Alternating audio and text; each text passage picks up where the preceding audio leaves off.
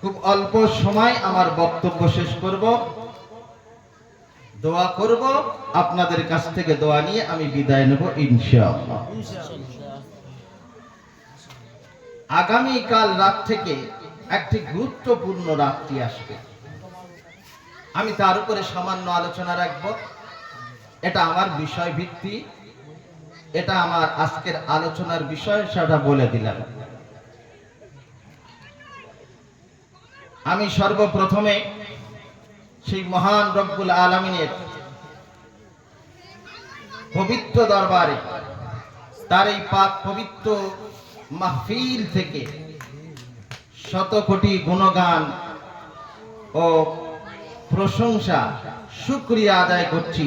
আমার সঙ্গে সকলেই আল্লাহ তাআলার শুকরিয়া জবান ছেড়ে দিয়ে স্বতঃস্ফূর্তভাবে আওয়াজ করে পেশ করুন আলহামদুলিল্লাহ। সম্মানিত আমার দিন দরদি খোদাবিরু আল্লাহওয়ালা নবী প্রেমিক, আমার গুরুজন, আমার আব্বাজান, আমার ভাইজান, সমবয়স্ক প্রিয় বন্ধুরা, মাইকের আওয়াজ যতদূর যাচ্ছে যারা শুনছেন, আমি সকলকে শ্রেণীগতভাবে শ্রদ্ধা, ভালোবাসা, অভিনন্দন, খাস কইরা আন্তরিকতার সাথে সুন্নতি নববীর মধ্য দিয়া আরো একবার প্রাণ ভরে, হৃদয় ভরে সকলকে জানাচ্ছি আসসালামু আলাইকুম ওয়া রাহমাতুল্লাহ। একবার সকলেই জবান ছেড়ে দিয়ে আল্লাহ তাআলার পবিত্র নাম আমরা উচ্চারণ করে আকাশ বাতাসকে মুখরিত করে ফেলব, যাতে করে আমাদের রব, আমাদের সৃষ্টিকর্তা, আমাদের আল্লাহ, তিনি আমাদের প্রতি খুশি হন। সে আল্লাহকে খুশি করার জন্য আমাদের শত শক্তি উজাড় করে দিয়ে আল্লাহর নামে ধ্বনি দেব নারায়ে তাকবীর, নারায়ে তাকবীর, আরেকটু জোরে কথা হবে নারায়ে তাকবীর। মাশাআল্লাহ, আপনাদের জজবা খুব সুন্দর আছে, তবে কাল সকাল থেকে থাকবে ইনশাআল্লাহ। ভয়টায় খেয়ে গেলেন নাকি? সারা জীবন তো রাখতে হবে নাকি?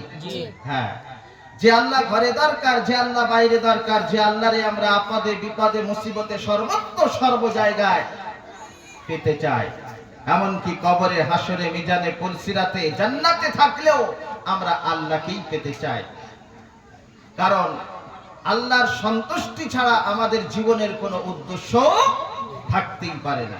আমরা মাকে ভালোবাসি, তার একটি কারণ আল্লাহ হবেন সন্তুষ্ট। আমরা বাবাকে ভালোবাসি, তার একটি কারণ হলো আল্লাহ হবেন আমার প্রতি রাজি। আমরা আল্লাহর ওলিদেরকে ভালোবাসি, আমরা আল্লাহর মাহবুব বান্দাদেরকে ভালোবাসি, তার মেন উদ্দেশ্য হলো যে আমরা আল্লাহর ভালোবাসা পেতে চাই। আমরা নবীকেও ভালোবাসি, কিন্তু তার মেন উদ্দেশ্য কি?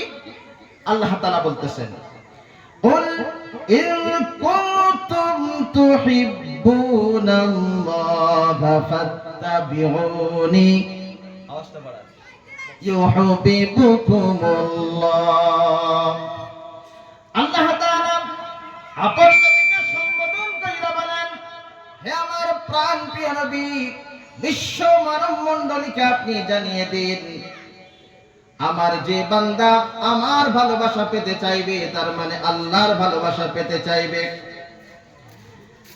আমার যে বান্দা আল্লাহর ভালোবাসা পেতে চাইবে, তার মাধ্যম হলো ফাত্তাবিউনি, আমার নবীকে ভালোবাসবে, আমার নবীর পথ মত অনুসরণ করে চলবে, তবেই আমি আল্লাহ, আমি সেই বান্দাকে ভালোবাসবো আমার সন্তুষ্টি ভাবে। জোরে বলুন সুবহানাল্লাহ।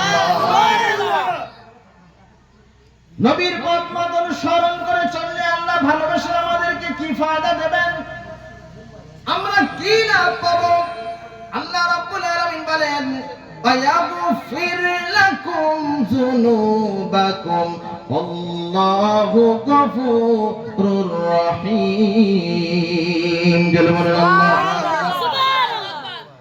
আল্লাহ রাব্বুল আলামিন নবীর আদর্শে চললে, নবীর পথে মতে চললে আল্লাহ তাআলা তো আমাদেরকে ভালোবাসবেন। আর আল্লাহ তাআলা বলতেছেন তোমাদের ফায়দা কি হবে, লাভ কি হবে, তোমাদের জীবনের সমস্ত গুনাহগুলি আমি আল্লাহ মেহেরবান কদরদান দয়া পরবশ হইয়া তোমাদের সমস্ত গুনাহগুলিকে আমি maaf করে দেব। বলি সুবহানাল্লাহ। তাই আমরা যা কিছু করি না কেন, যদি আল্লাহর সন্তুষ্টির উদ্দেশ্য না থাকে, আমাদের সমস্ত নেক আমলগুলি সব বেকার হয়ে যাবে। আমরা আল্লাহর ওলিকে ভালোবাসি, তার কারণ কি জানো? আল্লাহ আমাদেরকে ভালোবাসেন।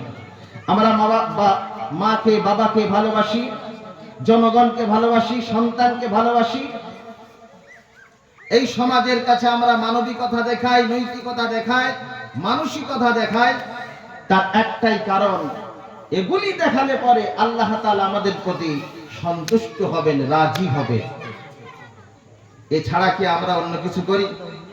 আহা, সম্মানিত ভাইরা, আমি যার উপরে কথা রাখবো বলেছিলাম যে আগামীকাল রাত থেকে একটি গুরুত্বপূর্ণ রাত্রি চালু হবে। প্রিয় নবী করিম সাল্লাল্লাহু তাআলা আলাইহি ওয়াসাল্লাম তিনি তার পাক জবানে বার্তা দিয়ে গিয়েছেন যে তোমরা রমজানের শেষ 10 দিন শবে কদর তালাশ করো। এই শবে কদরটা কি? প্রথমে বলি, কদর এই কথার অর্থ হলো সম্মান। এই রাত্রি যে পাবে সে আল্লাহর কাছ থেকে একটি বিশেষ সম্মান পাবে, মর্যাদা পাবে। তাই আল্লাহ তাআলা এই রাতকে আমাদের জন্য তিনি উপহার বানিয়ে দিয়েছেন, নিয়ামত বানিয়ে দিয়েছেন। প্রিয় নবী করিম সাল্লাল্লাহু তাআলা আলাইহি ওয়াসাল্লাম বলেছেন, রমজান মাস আসলো অথচ শবে কদর সন্ধান করে পেল না, তার মতো হতভাগা আর কে হতে পারে? আজকের যে রাত, রমজানের 20টি রাত পার হয়ে গেল, তাই তো নাকি? তাহলে কাল থেকে রমজানের 21টা রাত পড়বে। প্রিয় নবী করিম সাল্লাল্লাহু তাআলা আলাইহি ওয়াসাল্লামের আরেকটি হাদিস হলো, জোড়েও আসতে পারে, বেজোড়েও আসতে পারে, অর্থাৎ 21ও হতে পারে, 22ও হতে পারে, 23ও হতে পারে, 24ও হতে পারে। এই 10 দিনের মধ্যেই যে কোনো রাত্রিতেই আল্লাহ তাআলা সেই সম্মানীয় রাত্রিটা দান করতে পারেন, যার নাম হলো শবে কদর। আল্লাহ তাআলা এই রাতের মর্যাদা কেন বাড়ালেন? লক্ষ্য করুন। আল্লাহ তাআলা এই রাতে নিত্য পঠিত সত্য পবিত্র মহাগ্রন্থ আল কোরআনুল কারীম তিনি নাযিল করেছেন। কোন রাত্রিরে? লাইলাতুল কদর রাত্রিরে। আল্লাহ তাআলা স্বয়ং বলতেছেন, ইন্না আনজালনাহু ফি লাইলাতিল কদর লাইলাতুল কদরি খায়রুম মিন আলফি শাহর। আল্লাহ তাআলা বলেন, নিশ্চয়ই রাত্রে আমি কোরআনুল কারীম নাযিল করলাম। সম্মানিত ভাইরা আমার, 365 দিনে যদি একটি বছর হয়, তাহলে 365টি রাত্রি যাবে, তবে একটা বছর হবে কিনা? কথা বলুন আমার সঙ্গে। তাহলে 365টি রাত্রির কোন রাতের মূল্য থাকলো না। আল্লাহ রাব্বুল আলামিন যেই রাত্রে কোরআন নাযিল করলেন, সেই রাতের সম্মানকে বাড়িয়ে দিয়ে আল্লাহ তাআলা বলতেছেন, এই রাতে যদি তোমরা ইবাদত বান্দেগী করতে পারো, আল্লাহ রাব্বুল আলামিন 1000 মাস ইবাদত করলে যে সব হয়, আমি তার থেকে উত্তম নেকি, উত্তম সব তোমার আমলনামায় দান করব। জোরে বলুন। 12টি মাসে একটি বছর হয় কিনা? কথা বলতে হবে। 12টি মাসে একটি বছর হয়। যেই মাসে আল্লাহ রাব্বুল আলামিন কোরআন নাযিল করলেন, সেই মাসটার নাম কি?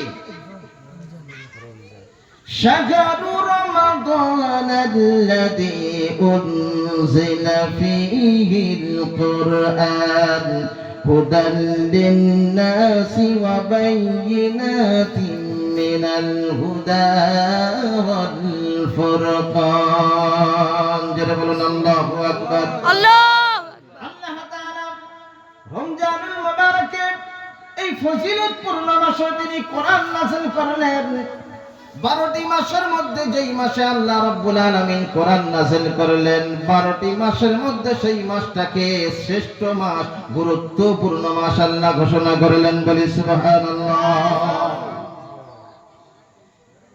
আবার লক্ষ্য করুন এটি হলো মতান্তর 2,24,000 পয়গম্বর দুনিয়াতে এসেছেন আল্লাহর দ্বীন প্রচার করার জন্য আল্লাহর দ্বীন প্রতিষ্ঠা করার জন্য কিন্তু যেই নবীর উপরে কোরআন নাযিল করা হলো আল্লাহ রাব্বুল আলামিন সেই নবীকে সকল নবীর শ্রেষ্ঠত্ব দান করলেন বলি সুবহানাল্লাহ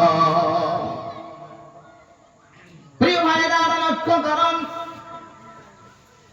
সকল নবীর উম্মত ছিল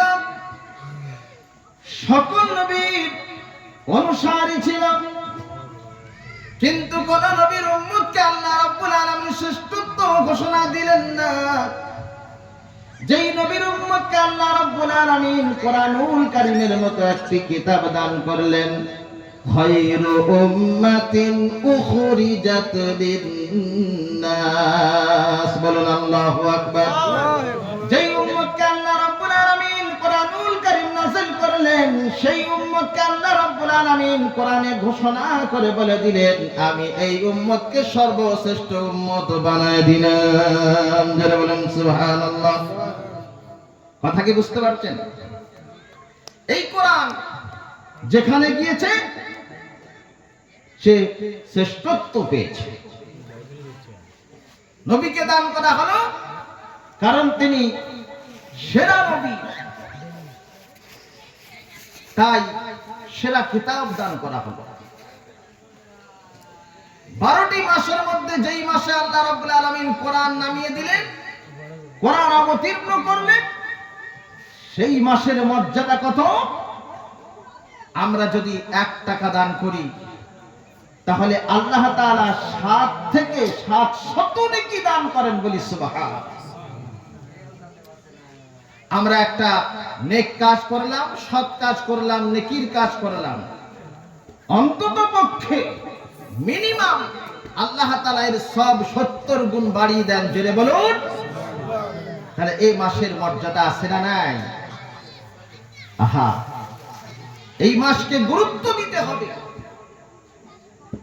আল্লাহ তাআলা এই মাস আমাদেরকে নিয়ামত স্বরূপ দান করেছে বান্দা এই মাসে তুমি যত ইবাদত করবে বান্দেগী করবে তত বেশি বেশি সওয়াব পাবে নেকি পাবে এই বাবারা এদিকে দেখো একটু অল্প সময় কথা বলবো অন্তরের কান দিয়ে শোনো অল্প সময় কথা বলবো গজল আমি শোনাবো ইনশাআল্লাহ হ্যাঁ গজল শোনাবো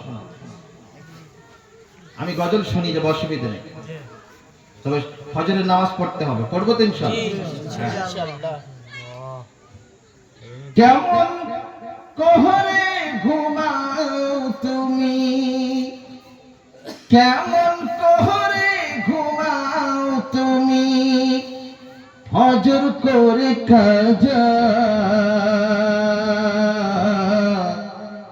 এমন তো হতে পারে জোহরে জানাজা তোমার এমন তো হতে পারে জোহরে জানাজা কেমন করে ঘুমাও তুমি ওরে কেমন করে ঘুমাও তুমি ফজর করে কাজা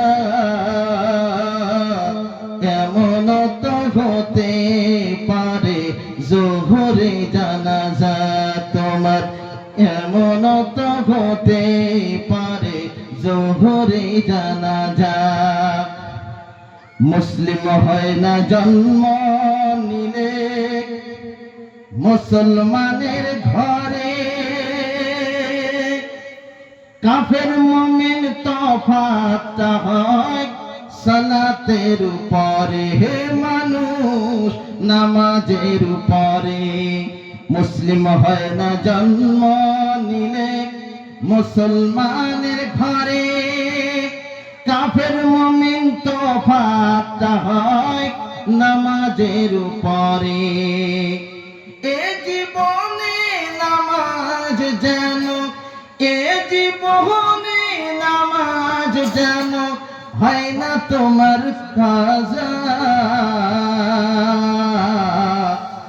এমন তো হতে পারে জোহরে জানাজা তোমার, এমন তো হতে পারে জোহরে জানাজা। ঠিক কিনা? হতে পারে কিনা? আহা, তাই নামাজ আমার সঙ্গের সাথী, কবরের বাতি। এ নামাজ সকল সময় সঙ্গে রাখতে হবে, এ আমার সঙ্গের সাথী, যেখানে যাই না কেন। বেনামাজির লাশ কবরে রাখিবে যখন,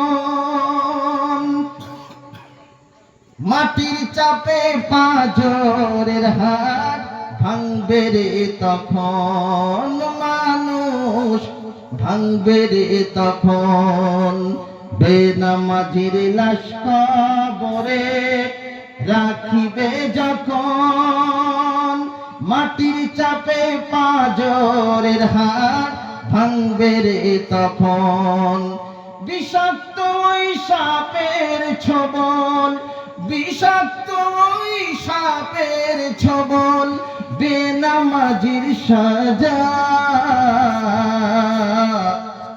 এমন তো হতে পারে জোহরে জানাজা তোমার, এমন তো হতে পারে জোহরে জানাজা। নারায়ে তাকবীর। বেনামাজি পাবে না নবীর শাফায়াত, বেনামাজি পাবে না নবীর শাফায়াত।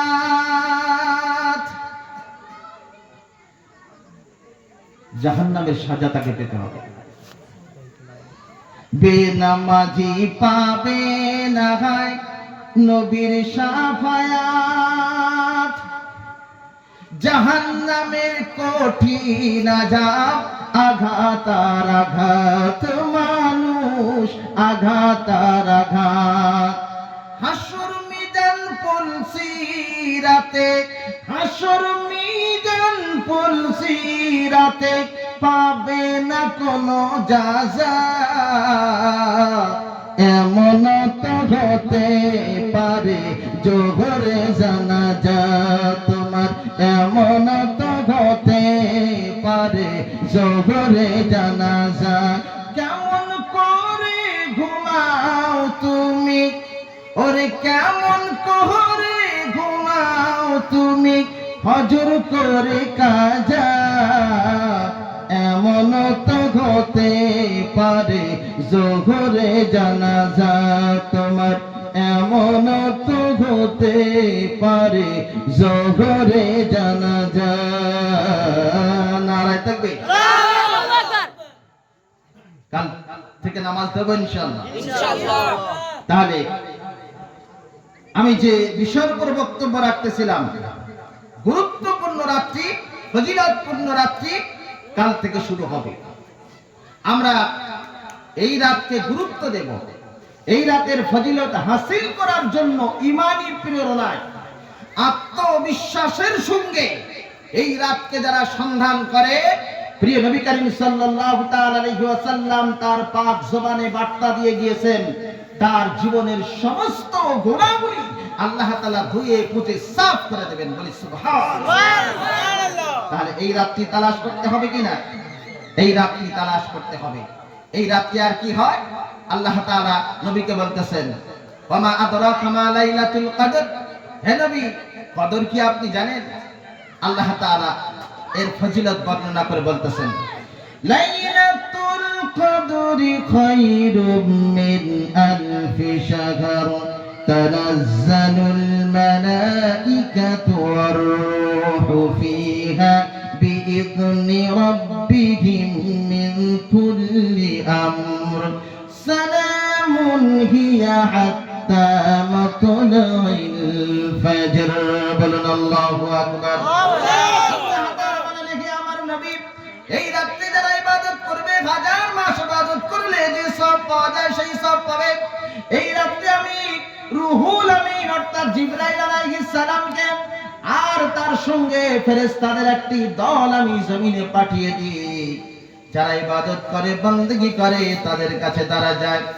যারা ইবাদত করে, বندگی করে, কেউ নামাজ পড়লো, কেউ কোরআন তেলাওয়াত করলো, কেউ জিকির করলো, আল্লাহর সন্তুষ্টি অর্জনের জন্য ইবাদতে মত্ত থাকলো, এই সব ফেরেশতারা তাদের দোয়ার সঙ্গে শামিল হইয়া আল্লাহর কাছে তাদের জন্য করুণার দোয়া চায়, আল্লাহর কাছে তাদের জন্য রহমতের দোয়া চায়। বলি সুবহানাল্লাহ। এই রাতটি বারবার ঘুরে আসবে না।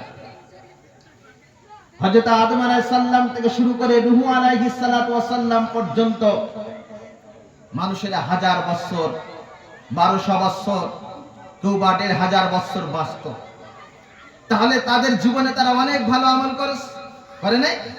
কিন্তু আমরা তো সীমিত হায়াত পেয়েছি বাবা। আমরা অল্প হায়াত পেয়েছি, 60 বছর, 70 বছর অথবা 80 বছর। এই 60-70 বছর কিংবা 80 বছর কি আর ইবাদত করব? তারা তো আমাদের থেকে বেশি নেকি নিয়ে গেল। আহা, আল্লাহ তাআলা এই নবীর উম্মতকে একটা মর্যাদা দিয়েছেন যে একটা রাত তোমরা সন্ধান করো, সেটি হলো শবে কদরের রাত। যদি একটা রাত তুমি ভালোভাবে বندگی করতে পারো, ইবাদত করতে পারো, তাহলে 1000 বছর প্রায় 60-70 বছরই তো হয়ে যায়। বলেন সুবহানাল্লাহ। তাহলে আমার জীবনে যদি আমি 10টা রাত পাই অথবা 20টা রাত্রি পাই, তাহলে কত বছর হবে? তাদের থেকে আমাদের ইবাদত আরো বেড়ে যাবে কি যাবে না? আরে কথা বলো। জি, বেড়ে যাবে। আল্লাহ তাআলা আমাদেরকে ফজিলতের দিক দিয়ে তিনি আগিয়ে রেখেছেন, সওয়াবের দিক দিয়ে, নেকির দিক দিয়ে তিনি আমাদেরকে আগিয়ে রেখেছেন। কিন্তু আমি বান্দা বুঝি না। এই রোজার মাসে রোজাও রাখলাম না, আর পেট ভরে খেলাম, আবার লোকের সামনে নেশা করলাম। কেউ ধূমপান করে, আরে কি বলে মশলা খায়, বিমান না কি খায়, থুপ থুপ করে থুতু ফেলে। আমার ভাইরা, সুস্থ শরীরে যার কোনো রোগ নাই, যার রোগ আছে তার ভিন্ন কথা, যার ক্ষমতা আছে, শরীরে কোনো রোগ নাই, সুস্থ শরীর, এই শরীরে যদি রোজা না রেখে যা খাবে, মদ্যপান করার মতো হারাম। আমরা কেউ মদ খাই, কেউ সুদ খাই, কেউ ঘুষ খাই, কেউ খাই না। কেউ কি শূকরের মাংস খাই না। এগুলো যেমন হারাম, রোজার মাসে সুস্থ শরীরে রোজা না রেখে যদি আমরা পানাহার করি, তাহলে সেই পানাহারগুলি সব হারাম হয়ে যাবে, সব হারাম হয়ে যাবে। প্রিয় ভাইরা আমার, আমি আপনাদেরকে শাসাচ্ছি না, আমি চাচ্ছি আমাদের জীবনে যদি এমন কিছু থাকে তাহলে আমরা পরিবর্তন হয়ে যাই, আমরা পরিবর্তন হয়ে যাই। একটা রোজা রাখলে কি লাভ আছে? আল্লাহর সন্তুষ্টির জন্য বান্দার সারা জীবনের ভিতরে যদি একটা রোজা আল্লাহর কাছে কবুল হয়ে যায়, আল্লাহ রাব্বুল আলামিন এই রোজার বদৌলতে তাকে জান্নাত দান করবেন। এই জান্নাতে তার জন্য 4টি বিল্ডিং বানানো হবে, 4টি বাংলো বাড়ি বানানো হবে, আর 4টি বাংলো বাড়িতে তার জন্য হুর গেলেমান থাকবে। সম্মানিত ভাইরা, তাহলে যতগুলি রোজা আমাদের কবুল হয়ে যাবে, ততগুলি নিয়ামত আমাদের জন্য আল্লাহ তাআলা জান্নাতে দান করবেন। বলি সুবহানাল্লাহ। সারা জীবন রোজা রাখলাম, হয়তো কবুল হলো না, এর ভিতর থেকে যদি একটা রোজা আল্লাহ কবুল করে নেয়, এই একটা রোজার জারিয়া করে, একটা রোজার ওসিলা কইরা আল্লাহ রাব্বুল আলামিন জান্নাত দান করবে। সুবহানাল্লাহ। রোজা কিন্তু রাখতে হবে। আর যে ইনকার করলো, সে যখন মরণ আসবে তখন দেখা যাবে, যখন কবরে যাব তখন দেখা যাবে, যখন হাসর হবে তখন দেখা যাবে। এখন জওয়ান আছি, এখন তো মজা চেকে নিতে হবে, এখন তো মজা গ্রহণ করে নিতে হবে। এই রকম মনোভাব, এই রকম মনোবৃত্তি যদি আমাদের ভিতরে থাকে, তাহলে সঙ্গে সঙ্গে ঈমান চলে যাবে আমার বাবারা, ভাইরা, ঈমান চলে যাবে। আর এই অবস্থায় যদি আমাদের মৃত্যু আসে, কি দুরবস্থা হবে। আরে যদি এই অবস্থায় মৃত্যু চলে আসে, আল্লাহ তাআলা বলতেছেন, ইন্নাল্লাযীনা কাফারু ওয়া মাতু ওয়া হুম কুফফারুন উলাইকা আলাইহিম লানাতুল্লাহ। এই অবস্থায় যদি আমাদের মৃত্যু চলে আসে, আমাদের উপরে আল্লাহ রাব্বুল আলামিন বলতেছেন, আমি লানত দেব, আমি অভিশাপ দেব। তবে আমি চাই না যে মরণ আসুক, আমি চাই না যে মরণ আসুক, আমি চাই সে ভালো হয়ে যাক। এই অস্বীকার করা অবস্থায়, ইনকার করা অবস্থায় যদি মৃত্যু চলে আসে, আল্লাহ তাআলা বলতেছেন, উলাইকা আলাইহিম লানাতুল্লাহ ওয়াল মালাইকাতি, গোটা ফেরেশতা মণ্ডলী তার লানত দেবে, অভিশাপ দেবে, ওয়ান নাসি আজমাইন, গোটা মনুষ্য জাতি তারে লানত দেবে, অভিশাপ দেবে। কিন্তু সে সেই সময় তওবা করতে চাইবে, আল্লাহর কাছে ক্ষমা প্রার্থনা করবে। আল্লাহ রাব্বুল আলামিন বলবে, বান্দারে, আমি তো কোরআনুল কারীমে বলে দিয়েছি, আমার নবীও বলে দিয়েছে, যদি এই অবস্থায় তোমার মৃত্যু আসে, তুমি কেন তোমার হয়ে গোটা দুনিয়া যদি তওবা করে, তুমি কাফের হয়ে মরবে। কত বড় ফতোয়া! তাই হয়তো রাখতে পারিনি বাবা, যেন ইনকার না করে বসি। আজকে রাখতে পারিনি হুজুর, আমি কাল থেকে রাখবো ইনশাআল্লাহ। উম্মিদ রাখতে হবে, নিয়ত রাখতে হবে কি না? হ্যাঁ, আমি রাখতে পারিনি, কিন্তু ইনকার করলে হবে না, অস্বীকার করলে হবে না, ঠাট্টা বিদ্রুপ করলে হবে না। কারণ মরণ কার কখন আসে কেউ কি বলতে পারে? না, কেউ বলতে পারে না বাবা। তাই আমরা কাল থেকে রোজার উপরে গুরুত্ব দেব, এবং যে শবে কদর রাত্রি আছে, কমসে কম বেজর রাত্রে আমরা সন্ধান করবো ইনশাআল্লাহ। বেজর রাত্রে আমরা সন্ধান করব।